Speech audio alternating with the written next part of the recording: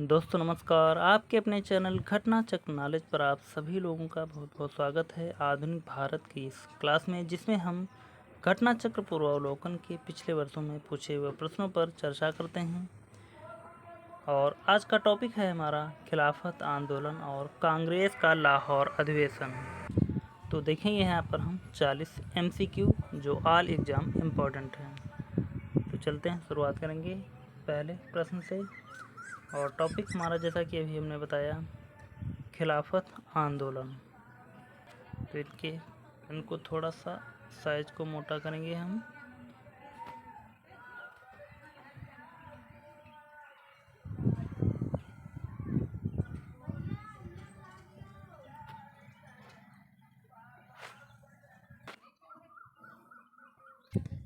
तो चलते हैं, शुरुआत करेंगे पहले प्रश्न से। जैसा कि दिया गया है, निम्नलिखित में से किसने खिलाफत आंदोलन का प्रारंभ किया था?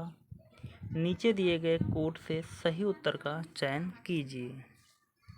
4 ऑप्शन के माध्यम से कोड का चयन करना है। तो देखते हैं, सबसे पहले हम देखेंगे दिया गया है number 1 Shaukat Ali, number 2 Mohammad Ali, number 3 Shariatullah, number 4 Abul Kalam Azad. Khilafat आंदोलन का प्रारंभ जो किया था इन चारों नामों में से कोड के माध्यम से इसका सही उत्तर देखें तो यहाँ पर हो जाएगा शौकत अली और मोहम्मद अली, यानी कि दो यहाँ पर होंगे, शरीयतुल्लाह और अबुल कलाम आज़ाद नहीं होंगे। तो यहाँ पर 1 और 2 ए वाले ऑप्शन में मिल जाएगा। तो ए हमारा राइट आंसर होगा। आगे बढ़ेंगे और देखते हैं यहाँ पर इसकी व्याख्या को। दिया गया है, खिलाफत आंदोलन भारत में मुख्यतः मुसलमानों द्वारा चलाया गया राजनीतिक धार्मिक आंदोलन था। इस आंदोलन का उद्देश्य तुर्की में खलीफा के पद की पुनः स्थापना कराने के लिए अंग्रेज़ों पर दबाव बनाना था। खिलाफत आंदोलन प्रारंभ करने के लिए गठित खिलाफत कमेटी में शौकत अली, मोहम्मद अली, अबुल कलाम आज़ाद, हकीम अजमल खान, हसरत मोहानी तथा डॉक्टर अंसारी शामिल थे। तथापि खिलाफत आंदोलन प्रारंभ करने का श्रेय मुख्यतः अली बंधुओं शौकत अली एवं मोहम्मद अली को दिया जाता है। हाजी शरीयतुल्लाह 19वीं सदी के फराइजी आंदोलन के संस्थापक थे। अगला प्रश्न दिया गया, खिलाफत आंदोलन के प्रमुख नेता निम्नलिखित में से कौन थे? ए मौलाना मोहम्मद अली और शौकत अली, बी मोहम्मद अली जिन्ना और शौकत अली, सी मौलाना अबुल कलाम आज़ाद और रफ़ी अहमद किदवई, डी रफ़ी अहमद किदवई और शौकत अली। 4 ऑप्शन हैं, चारों ऑप्शनों में से इसका राइट आंसर देखें तो यहाँ पर हो जाएगा ए मौलाना मोहम्मद अली और शौकत अली। अगला प्रश्न, खिलाफत आंदोलन के मुख्य उद्देश्य निम्नलिखित में से कौन से थे? दिया गया है, पहला कथन है भारत के मुसलमानों में ब्रिटिश विरोधी भावना उत्पन्न करना। तो यहाँ पर पहला तो बिल्कुल सही है। दूसरा देखते हैं, मुस्लिम समाज का सुधार। तो यहाँ पर दूसरा गलत हो जाएगा, यानी कि जहाँ पर 2 है वह तो हम पहले से काट देंगे, पहला और दूसरा ऑप्शन कट जाएगा। तीसरा चेक कर लेते हैं, तीसरे में पहला ऑप्शन है ही नहीं, तो यहाँ पर तीसरा भी कट जाएगा क्योंकि पहला सही है। तो यहाँ पर डी वाला ऑप्शन बचेगा हमारे पास। ऑप्शन के अनुसार डी वाला हमारा 1 और 4, यानी कि देख लेते हैं यहाँ पर ऑटोमन साम्राज्य की रक्षा और खिलाफत का रक्षण। तो चौथा यहाँ पर सही है। तो यहाँ पर 1 और 4 डी वाले ऑप्शन में सही है, इसलिए डी वाला सही हो जाएगा। यहाँ पर देखते हैं हम इसकी महत्वपूर्ण व्याख्या को। जैसा कि दिया गया है, भारत के मुसलमान तुर्की के सुल्तान को इस्लामी साम्राज्य का खलीफा मानते थे। प्रथम विश्व युद्ध में तुर्की मित्र देशों के विरुद्ध लड़ रहा था। युद्ध के समय ब्रिटिश राजनीतिज्ञों ने भारतीय मुसलमानों को वचन दिया था कि वे तुर्की साम्राज्य को किसी प्रकार समाप्त नहीं होने देंगे। लेकिन युद्ध समाप्त होने के बाद ब्रिटिश सरकार ने तुर्की साम्राज्य का विघटन कर दिया। भारतीय मुसलमान ब्रिटिश साम्राज्य से नफरत करने लगे और उन्होंने तुर्की के ऑटोमन साम्राज्य की रक्षा कर और खलीफा को बनाए रखने के लिए आंदोलन प्रारंभ किया। तुर्की साम्राज्य के विभाजन के विरुद्ध शुरू हुए खिलाफत आंदोलन ने उस समय अधिक जोर पकड़ लिया जब इसमें गांधी जी सम्मिलित हुए। आगे बढ़ेंगे और देखते हैं अगले प्रश्न की तरफ। अगला प्रश्न है, वर्ष 1919 में अखिल भारतीय खिलाफत सम्मेलन का अध्यक्ष किसे चुना गया? ए. महात्मा गांधी, बी. मोहम्मद अली जिन्ना, सी. मौलाना शौकत अली, डी. मोतीलाल नेहरू। तो यहाँ पर वर्ष 1919 में अखिल भारतीय खिलाफत सम्मेलन का अध्यक्ष जिसे चुना गया था वह थे हमारे ए. राइट आंसर होगा महात्मा गांधी। अगला प्रश्न, महात्मा गांधी ने खिलाफत आंदोलन का समर्थन क्यों किया? ए. खलीफा ने क्रांतिकारियों को शरण दी थी, बी. गांधी जी ने अंग्रेजों के खिलाफ अपने आंदोलन में भारतीय मुसलमानों का सहयोग प्राप्त करना चाहा था, सी. खलीफा ने भारत के स्वतंत्रता आंदोलन का समर्थन किया, डी. खलीफा गांधी जी के अच्छे मित्र थे। 4 ऑप्शन हैं, चारों ऑप्शनों में से इसका राइट आंसर देखें तो यहाँ पर हो जाएगा बी. गांधी जी ने अंग्रेजों के खिलाफ अपने आंदोलन में भारतीय मुसलमानों का सहयोग प्राप्त करना चाहा था, इसलिए खिलाफत आंदोलन का समर्थन किया था गांधी जी ने। आगे बढ़ेंगे और अगला प्रश्न दिया गया है, खिलाफत आंदोलन को समर्थन दिया था? ए. ओ. ह्यूम ने, बी. सर सैयद ने, सी. करजन ने, डी. गांधी जी ने। चारों ऑप्शनों में से इसका राइट आंसर डी हो जाएगा, गांधी जी ने। अगला प्रश्न,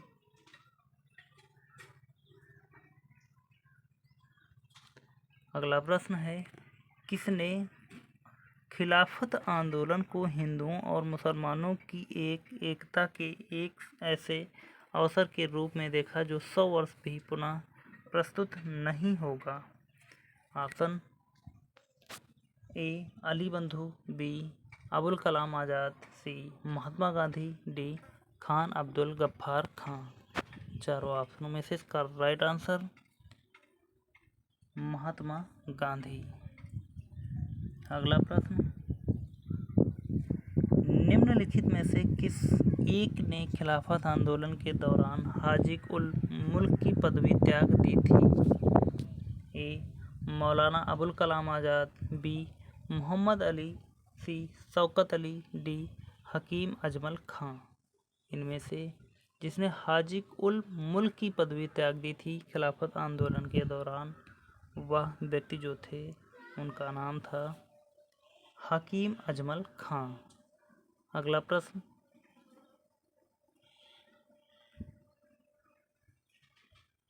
अगला प्रश्न है, गांधी जी को किसने सावधान किया था कि मुस्लिम धार्मिक नेताओं और उनके अनुयायियों के कट्टरपन को प्रोत्साहित न करें? ए. आगा खां, बी. अजमल खां, सी. हसन इमाम, डी. मोहम्मद अली जिन्ना। इनमें से इसका राइट आंसर हो जाएगा हमारा डी. मोहम्मद अली जिन्ना ने। अगला प्रश्न, निम्नलिखित में से किसने महात्मा गांधी को खिलाफत आंदोलन में भागीदारी की भर्त्सना की थी? 4 ऑप्शन दिए गए हैं, इनमें से ए दिया गया है मोहम्मद अली ने, बी. शौकत अली, सी. अबुल कलाम आज़ाद, डी. M.A. जिन्ना। चारों ऑप्शनों में से इसका राइट आंसर यहाँ पर हो जाएगा डी. मोहम्मद अली जिन्ना। अगला प्रश्न, निम्नलिखित में से खिलाफत आंदोलन का परिणाम कौन था? ए. हिंदू मुस्लिम मतभेदों में कमी आई, बी. भाषा की समस्या तीव्र हुई, सी. हिंदू मुस्लिम दंगे बढ़े, डी. हिंदुओं को दबाया गया। इनमें से इसका राइट आंसर यहाँ पर हो जाएगा हिंदू मुस्लिम मतभेदों में कमी आई, खिलाफत आंदोलन का परिणाम निकला। अगला प्रश्न देखते हैं।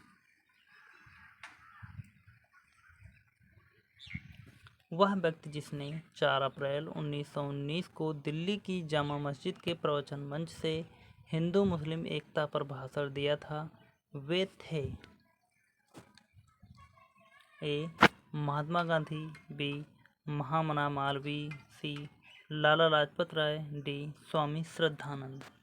4 ऑप्शन दिए गए हैं, इनमें से इसका राइट आंसर यहाँ पर हो जाएगा डी. स्वामी श्रद्धानंद। अगला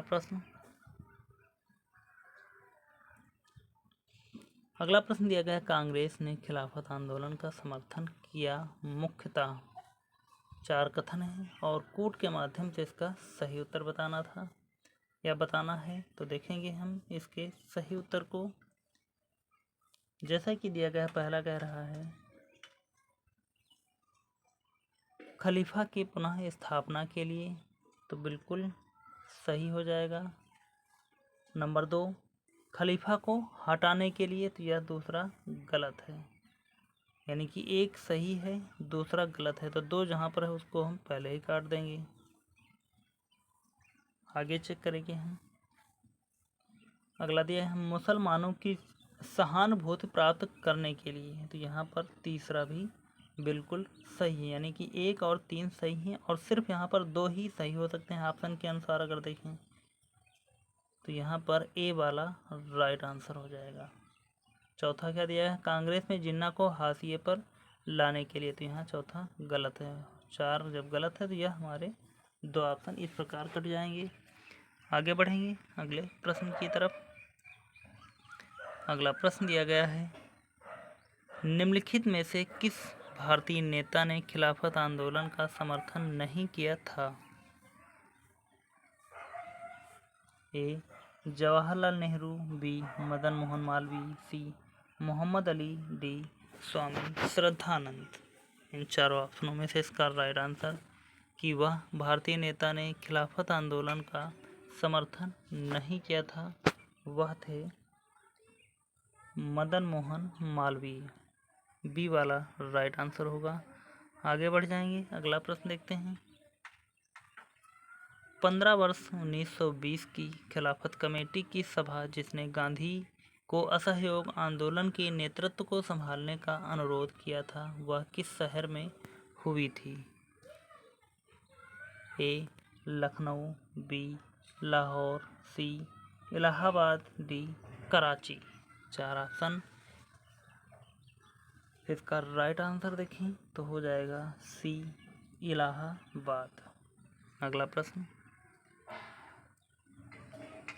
या यहाँ पर इसकी हम व्याख्या देख लेंगे एक बार, फिर हम अगले प्रश्न की तरफ बढ़ेंगे। दिया गया है, गांधी जी ने वर्ष 1920 में खिलाफत कमेटी को अंग्रेजी हुकूमत के खिलाफ असहयोग आंदोलन छेड़ने की सलाह दी। जून 1920 में खिलाफत कमेटी ने इलाहाबाद में इस सलाह को स्वीकार किया और गांधी जी को आंदोलन की अगुवाई करने का अधिकार सौंपा। सितंबर 1920 में कलकत्ता के विशेष अधिवेशन में लाला लाजपत राय की अध्यक्षता में असहयोग आंदोलन के प्रस्ताव को स्वीकार कर लिया गया। आगे बढ़ेंगे, अगला प्रश्न, इस मिसाल में हम मुसलमानों को हिंदुओं से भिड़ा नहीं पाए, निम्नलिखित में से कौन सी एक घटना से एचिन्सन के इस कथन का संबंध है। ए. 1857 का विप्लव, बी. चंपारण सत्याग्रह 1917, सी. खिलाफत और असहयोग आंदोलन 1919 से 1922, डी. 1942 की अगस्त क्रांति। इनमें से इसका राइट आंसर हो जाएगा सी. खिलाफत और असहयोग आंदोलन 1919 से 1922। आगे बढ़ेंगे, अगला प्रश्न दिया गया है, 1921 का मोपला आंदोलन शाखा थी किसकी। ए. खिलाफत आंदोलन की, बी. 1857 के स्वतंत्रता संग्राम की, सी. स्वदेशी आंदोलन की, डी असहयोग आंदोलन की। इसका राइट आंसर यहाँ पर देखा जाए ए खिलाफत आंदोलन की शाखा थी मोपला आंदोलन। व्याख्या देखेंगे इसकी हम।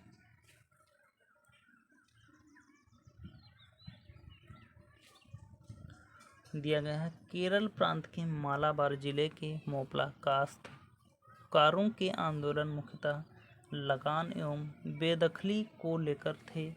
जमींदार जब चाहते उन्हें भूमि से बेदखल कर देते और जब चाहते मनमाना लगान वसूलते, और दूसरी ओर वहाँ खिलाफत आंदोलन भी अपनी जड़ें जमाता जा रहा था। हालात ये हो गए कि खिलाफत आंदोलन एवं काश्तकारों की बैठक में फ़र्क करना मुश्किल हो गया। इस तरह दोनों आंदोलन एक दूसरे में समा गए। और यहाँ पर जितने भी खिलाफत आंदोलन से संबंधित प्रश्न बने थे उन पर हमने चर्चा की, और आगे के प्रश्न हम यहाँ पर देखेंगे जो होंगे कांग्रेस का लाहौर अधिवेशन पूर्ण स्वराज प्रस्ताव 1929 से संबंधित होंगे। तो चलते हैं देखते हैं इन प्रश्नों पर चर्चा करेंगे। पहला प्रश्न दिया गया है भारतीय स्वतंत्रता संग्राम के दौरान निम्नलिखित में से किसने प्रस्तावित किया कि स्वराज को सभी प्रकार के विदेशी नियंत्रण से मुक्त संपूर्ण स्वतंत्रता के रूप में परिभाषित किया जाए। ए मजहरुल हक, बी मौलाना हसरत मोहानी, सी हकीम अजमल खान, डी अबुल कलाम आज़ाद। इसका राइट आंसर यहाँ पर हो जाएगा बी मौलाना हसरत मोहानी। आगे बढ़ेंगे और देखते हैं इसकी व्याख्या को। थोड़ा सा दिया गया है वर्ष 1921 के अहमदाबाद अधिवेशन में मौलाना हसरत मोहानी ने प्रस्तावित किया कि स्वराज को सभी प्रकार के विदेशी नियंत्रण से मुक्त संपूर्ण स्वतंत्रता या संपूर्ण स्वराज के रूप में परिभाषित किया जाए और इसे कांग्रेस का लक्ष्य माना जाए। वर्ष 1921 में कांग्रेस के अहमदाबाद अधिवेशन के अध्यक्ष CR दास चुने गए थे, किंतु उनके जेल में होने के कारण हकीम अजमल खान ने इस अधिवेशन की अध्यक्षता की थी। अगला प्रश्न देखते हैं। प्रश्न नंबर 2 कह रहा है 1921 के अहमदाबाद अधिवेशन में निम्नलिखित नेताओं में से किसने संपूर्ण स्वराज को कांग्रेस का लक्ष्य मानने का प्रस्ताव रखा। ए अबुल कलाम आज़ाद, बी हसरत मोहानी, सी जवाहरलाल नेहरू, डी मोहनदास करमचंद गांधी। इनमें से इसका राइट आंसर देखें तो यहाँ पर हो जाएगा हमारा बी हसरत मोहानी। अगला प्रश्न कांग्रेस ने कब पहली बार भारत की स्वतंत्रता का प्रस्ताव पारित किया था।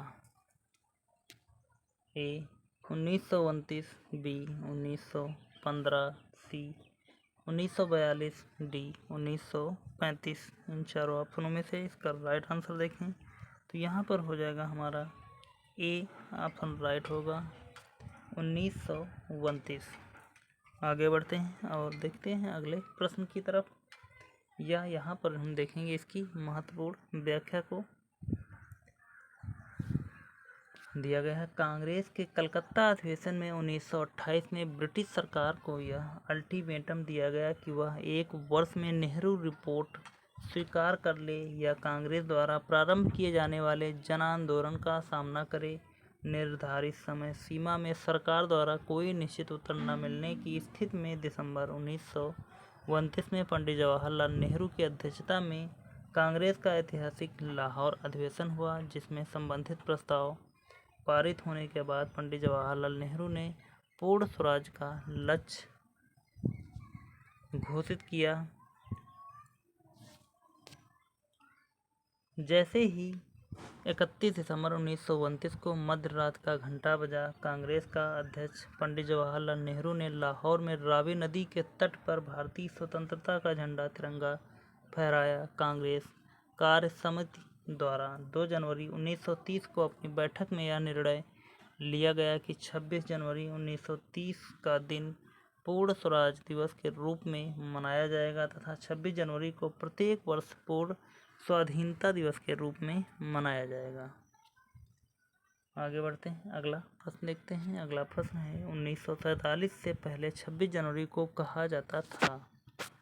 ए गणतंत्र दिवस, बी शहीद दिवस, सी संविधान दिवस, डी पूर्ण स्वराज दिवस।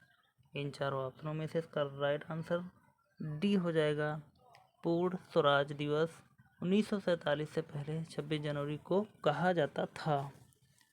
अगला प्रश्न देखते हैं। पूर्ण स्वराज का प्रस्ताव लाहौर कांग्रेस में पारित किया गया वर्ष कौन सा था? ए 1919 में, बी 1932 में, सी 1939 में, डी 1942 में। इसका राइट आंसर बी हो जाएगा 1929 में। अगला प्रश्न,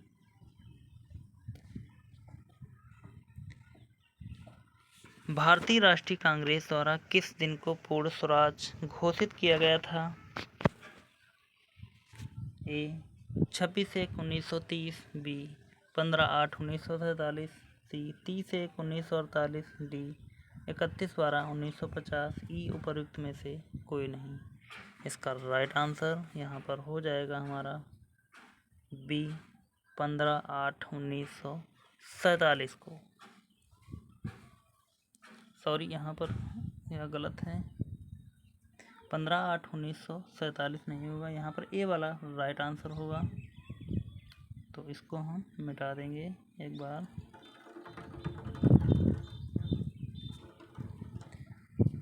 आगे बढ़ जाएंगे अगले प्रश्न की तरफ। अगला प्रश्न है, निम्नलिखित में से किस एक ने भारतीय राष्ट्रीय कांग्रेस के उस अधिवेशन की अध्यक्षता की थी जिसमें पूर्ण स्वराज का प्रस्ताव पारित हुआ? ए दादा भाई नौरोजी, बी जवाहरलाल नेहरू, सी लाला लाजपत राय, डी सुरेंद्र नाथ बनर्जी। चार ऑप्शन दिए गए हैं, इनमें से इसका राइट आंसर देखें, यहाँ पर हो जाएगा इसका right answer B Jawaharlal Nehru. अगला प्रश्न, कांग्रेस के 1929 के लाहौर अधिवेशन में कांग्रेस का लक्ष्य पूर्ण स्वराज जिसके द्वारा घोषित किया गया? क्या घोषित किया गया?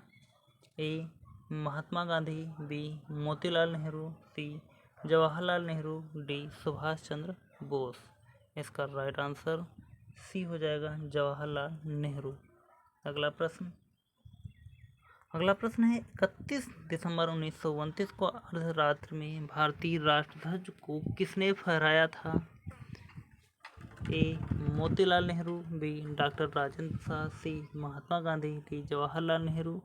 तो जैसा कि अभी हमने बताया, तो इसका राइट आंसर हो जाएगा डी जवाहरलाल नेहरू ने 31 दिसंबर 1929 को अर्धरात्रि में भारतीय राष्ट्रध्वज को फहराया था। अगला प्रश्न, स्वतंत्रता का नवग्रही तिरंगा पहली बार कब लहराया गया? ए 31 दिसंबर 1928, बी 31 दिसंबर 1929, सी 31 दिसंबर 1930, डी 31 दिसंबर 1931। इनमें से इसका राइट आंसर देखिए, यहाँ पर हो जाएगा इसका राइट आंसर 31 दिसंबर 1929 को। अगला प्रश्न है, भारतीय राष्ट्रीय कांग्रेस के निम्नलिखित अधिवेशनों में से किस एक की अध्यक्षता जवाहरलाल नेहरू ने सर्वप्रथम की थी? ए लाहौर अधिवेशन 1929, बी कलकत्ता अधिवेशन 1928, सी लखनऊ अधिवेशन 1936, डी रामगढ़ अधिवेशन 1940। तो इसमें से भारतीय राष्ट्रीय कांग्रेस के निम्नलिखित अधिवेशनों में से किस एक की अध्यक्षता जवाहरलाल नेहरू ने सर्वप्रथम की थी? तो इसका राइट आंसर हो जाएगा लाहौर अधिवेशन 1929, ए वाला राइट ऑप्शन। अगला प्रश्न,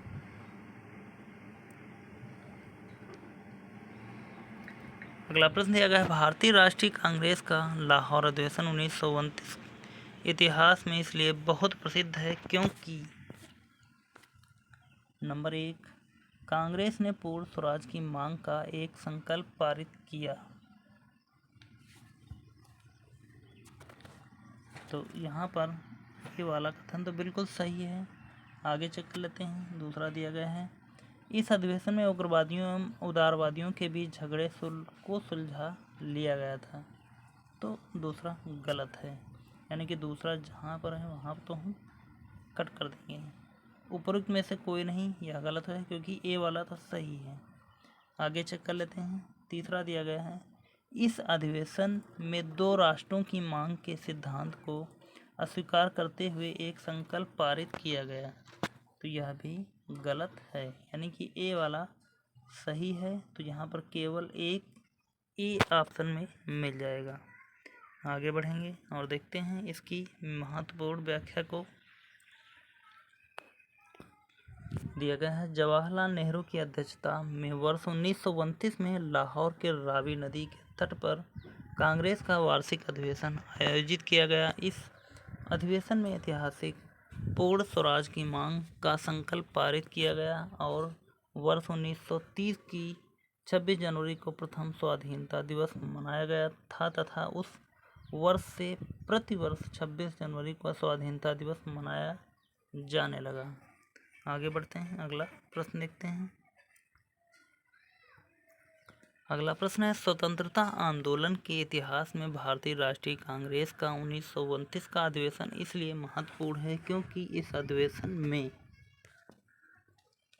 ए, कांग्रेस के उद्देश्य के तौर पर स्वशासन प्राप्ति की घोषणा हुई। बी, कांग्रेस के लक्ष्य के तौर पर पूर्ण स्वराज प्राप्ति को स्वीकृत किया गया। सी, असहयोग आंदोलन का आरंभ हुआ। डी, लंदन में गोलमेज सम्मेलन में भागीदारी करने का निर्णय लिया गया।